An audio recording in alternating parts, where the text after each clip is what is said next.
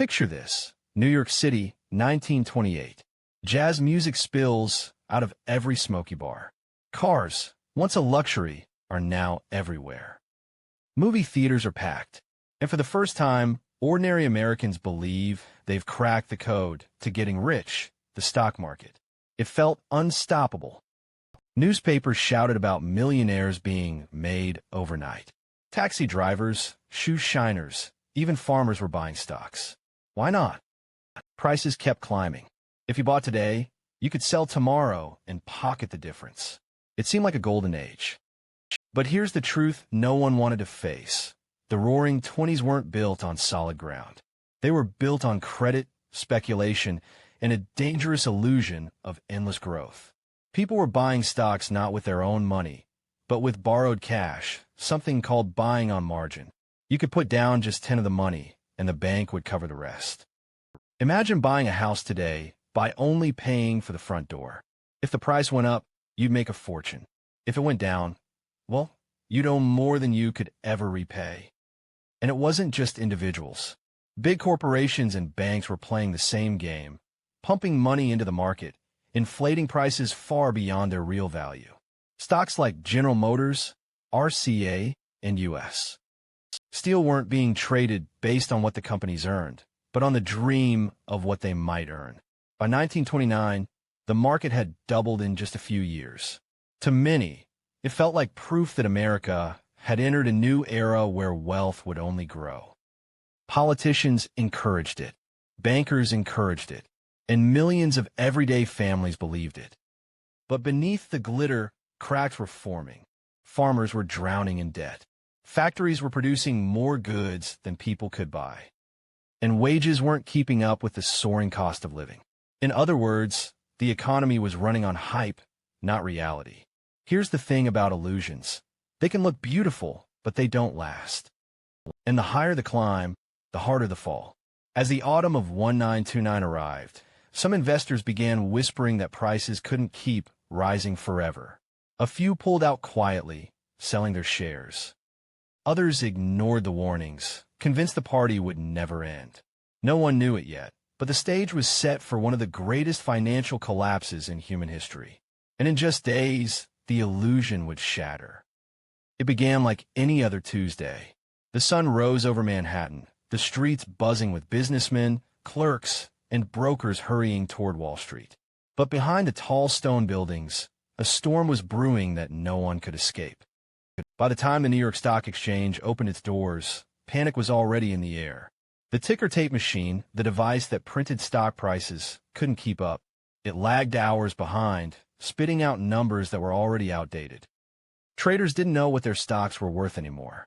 All they knew was this: prices were falling. Fast. And then it happened. A tidal wave of selling. Millions of shares dumped all at once. Investors were desperate to get out before losing everything. The floor of the exchange erupted in chaos. Men shouting, papers flying, telephones ringing nonstop. It was like watching an entire building collapse in slow motion. They called it Black Tuesday. On that single day, more than 16 million shares were traded, a record at the time. Billions of dollars in value vanished. Families who thought they were set for life saw their fortunes evaporate before lunch. Bankers tried to intervene, pouring money into the market to stop the bleeding. But it was like trying to hold back a flood with bare hands. Outside on Wall Street, crowds gathered. Some stood in silence, staring at the exchange as if it were a funeral. Others wept openly. Reporters scribbled frantic notes, calling it the greatest financial disaster in history. And the numbers were staggering. The Dow Jones Industrial Average lost nearly 12 in a single day. Ordinary people who had invested their savings, teachers, farmers, clerks, watched everything disappear. For some, the shock was unbearable. Stories spread of men jumping from skyscrapers, unable to face the ruin.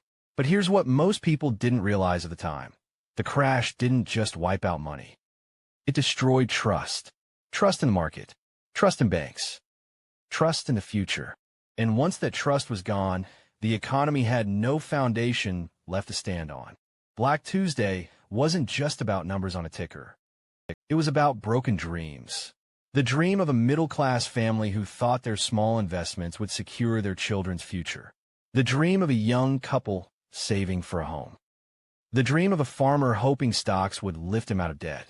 In a single day, those dreams were gone, and the world would never be the same. Numbers on a chart don't tell the real story. The true cost of the Wall Street crash was written in the lives of ordinary Americans. Imagine this. One morning, you wake up believing you're secure. Your savings are invested. Your future feels safe.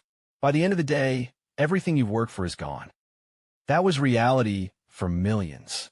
Families who had scraped together money to buy stocks watched it evaporate. They didn't just lose profits. They lost college funds, retirement hopes, and the dream of owning a home. Parents sat at dinner tables with blank stares, unsure how they'd feed their children the next week. Banks began failing. When desperate families rushed to withdraw their savings, they discovered the money wasn't there. Entire life savings gone overnight. In small towns, people lined up outside bank doors, praying they'd be among the lucky few to get their cash before the bank collapsed. The stock market crash didn't just take dollars. It took dignity. Proud men who once wore suits to the office now stood in bread lines, waiting hours for a bowl of soup. Women who had never worked outside the home took jobs scrubbing floors or sewing clothes just to survive. Kids left school to work in factories or on farms because their families couldn't afford to keep them in class. And then there were the stories too painful to ignore. A businessman who couldn't face his family after losing everything. A father who vanished rather than admit he had nothing left to give. Newspapers whispered about suicides, painting Wall Street as a place not of wealth, but of ghosts. It wasn't just financial ruin. It was emotional collapse. The sense of betrayal ran deep. People felt abandoned by a system they trusted. They had been told the market was safe, that prosperity was endless. Now, they were left with nothing but fear. In cities, once bustling streets grew quiet. Shops closed, factories shuttered, and unemployment spread like wildfire. By the early 1930s, nearly 1 in 4 Americans would be out of families crammed into makeshift shacks, entire neighborhoods turning into Hoovervilles, shanty towns named bitterly after President Hoover, whom many blamed for the disaster. This wasn't just an economic downer. It was a human tragedy. Millions weren't just losing money, they were losing hope. And when hope dies, survival becomes the only focus. But the crash wasn't just an American tragedy. Its shockwaves would ripple far beyond Wall Street, shaking the entire world. The collapse of Wall Street wasn't just an American story. It was the first domino in a chain reaction that rattled the globe. Banks that had fueled speculation in the U.S. were tied to financial institutions overseas. When they fell, their partners in Europe felt the hit. German banks crumbled, British investors panicked, and trade between nations slowed to a crawl. Suddenly, the roaring global economy screeched to silence. Factories closed not only in New York and Chicago, but in Berlin, London, and Paris. International trade plunged by more than 50 in just a few years. Nations that relied on exports, whether it was wheat from Canada, coal from Germany, or manufactured goods from Britain, found themselves drowning in unsold goods. And with every lost sale, more jobs vanished. In Germany, unemployment soared to nearly 6 million people. Families that had already been crushed by the harsh terms of World War I reparations now faced starvation. In Britain, workers who once fueled the mighty industrial machine found themselves begging on street corners. The crisis didn't just wreck economies. It destabilized politics. People, desperate for answers, turned to leaders who promised quick fixes. In Germany, this desperation opened the door for Adolf Hitler, who rose to power by feeding on the anger and hopelessness created by the Great Depression. In other nations, extreme ideologies, communism, fascism, and nationalism, gained ground as traditional governments lost trust. Even countries far removed from Wall Street felt the pain. In Latin America, exports of coffee, sugar, and oil collapsed, leading to widespread poverty. In Asia, nations dependent on Western trade watched their markets disappear.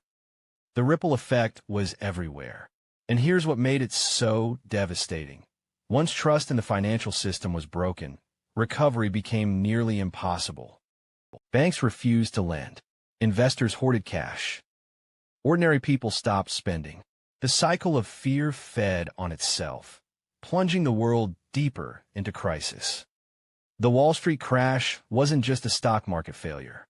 It was a failure of belief, the belief that progress was unstoppable, that prosperity was permanent, that governments and banks would protect the people. When that belief collapsed, the world fell into one of its darkest decades. But even in the ruins, there were lessons, hard, painful lessons that still matter today. The Wall Street crash of 1929 wasn't just an economic disaster. It was a wake-up call, a brutal reminder that unchecked greed, blind optimism, and weak systems can bring entire nations to their knees. But here's the hard truth. History has a way of repeating itself when we don't listen. After Black Tuesday, governments were forced to rethink everything. The U.S. introduced new banking safeguards, like the FDIC, to protect people's savings. Regulations were passed to stop wild speculation. Safety nets like Social Security were created to keep families from falling into total ruin. These changes weren't born out of generosity. They were born out of pain. And yet, even today, we see echoes of 1929. In the early 2000s, the housing bubble grew on the same illusion of endless growth. In 2008, markets collapsed again, costing millions their homes and jobs. The pattern is clear. When greed outruns reality, collapse follows. So what's the lesson? It's not just about money. It's about humility. The illusion of it will never end is the most dangerous trap in history. Whether it's the Roaring Twenties, the dot-com bubble, or the crypto frenzy, the story is always the same. But there's also hope. Because every collapse, as devastating as it is, leaves behind survivors who rebuild. The Great Depression gave rise to new industries, stronger financial systems, and an America that would one day lead the world out of World War II. And for us today, the lesson is personal. Don't chase illusions. Build on reality. Whether in finances, careers, or life, quick wins can vanish overnight. What lasts is discipline, patience, and resilience. In the words of Franklin D. Roosevelt, spoken at the depth of the Great Depression, the only thing we have to fear is fear itself. Fear makes us sell when we should hold. Fear makes us follow illusions instead of truth. Fear blinds us to the fact that every collapse is also the beginning of something new. The day Wall Street collapsed was the day millions lost everything. But it was also the day the world was reminded that prosperity without caution is just an illusion. And that's a lesson we can never afford to forget.